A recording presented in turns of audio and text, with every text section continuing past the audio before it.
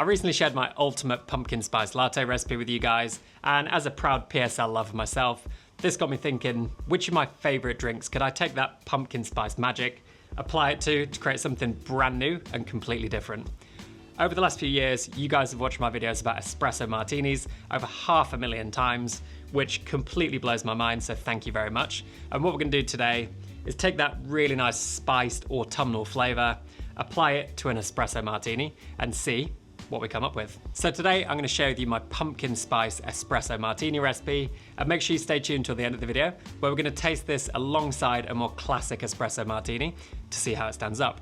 So let's make the pumpkin spice espresso martini. Okay, welcome back everybody.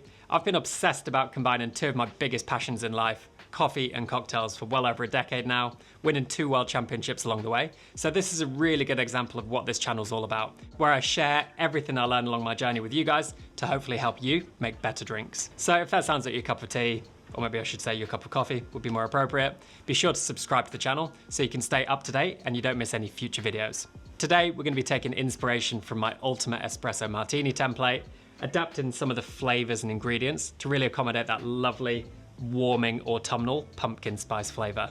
The first and most important thing any great espresso martini needs is going to be a fantastic espresso at the heart of the drink.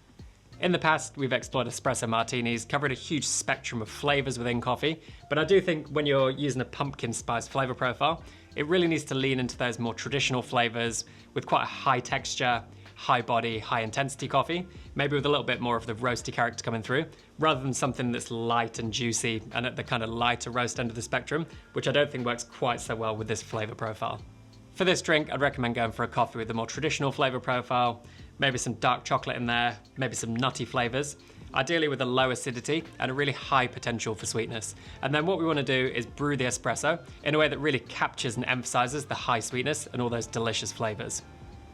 So for your more traditional coffees like this, my absolute favorite way in the world to brew these is using a recipe which we call the 15-15-15, brewed on a Slayer espresso single group, which I recently showcased in a video series all about this amazing machine.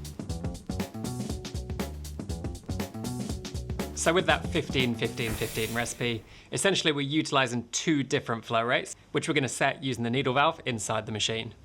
First of all, we're starting with a 15-second restricted flow pre-brew phase, before moving into a full unrestricted flow rate for another 15 seconds.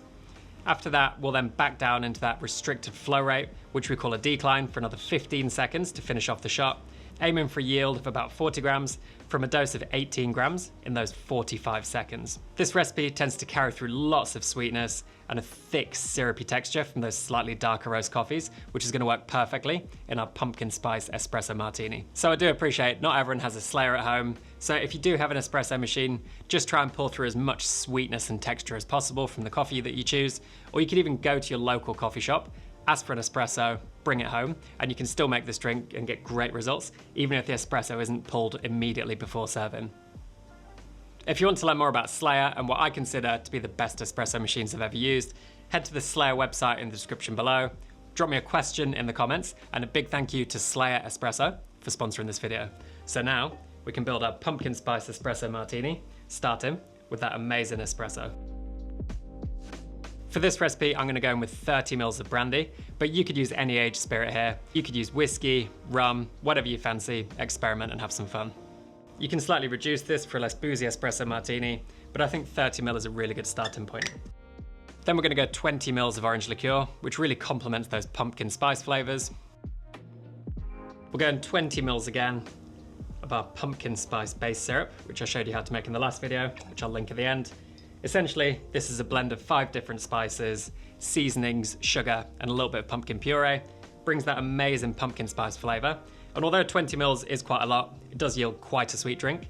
I do think anything pumpkin spice does want to lean slightly sweeter.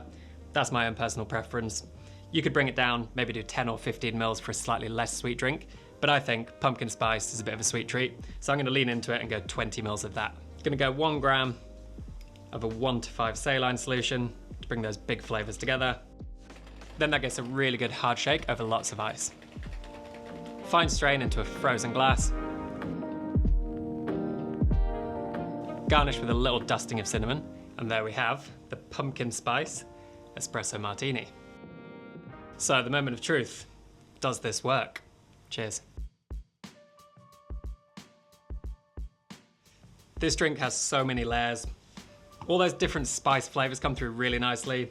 Got the intensity and sweetness from the coffee without being overpowered by the other flavors. Got plenty of that kind of coffee punch which you need in there. Texturally, because you've got that really nice syrupy espresso at the base, shaken up, it gets that really nice foaminess. You'd almost be tricked into thinking this drink has dairy in there, some kind of cream, which you could add, but I think the flavors get a little bit more muddled. And it's just incredibly smooth, almost like a dessert. It does lean a little bit sweet, which was intentional. But as I said before, you could always bring this down slightly if that's your preference. Comparing this to a more traditional espresso martini, which I niftily prepared earlier, let's see how this compares.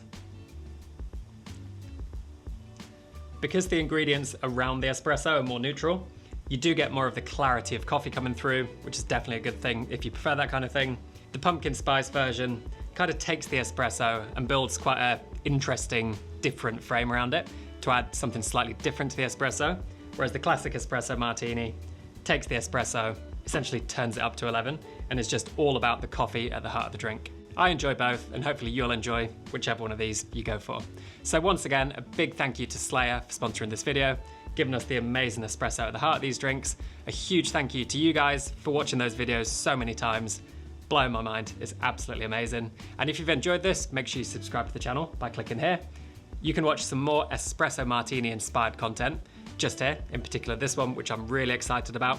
And I'll also put a playlist here with lots more coffee and cocktail fun for you to enjoy. So thank you for watching. Enjoy your pumpkin spice espresso martinis, and cheers.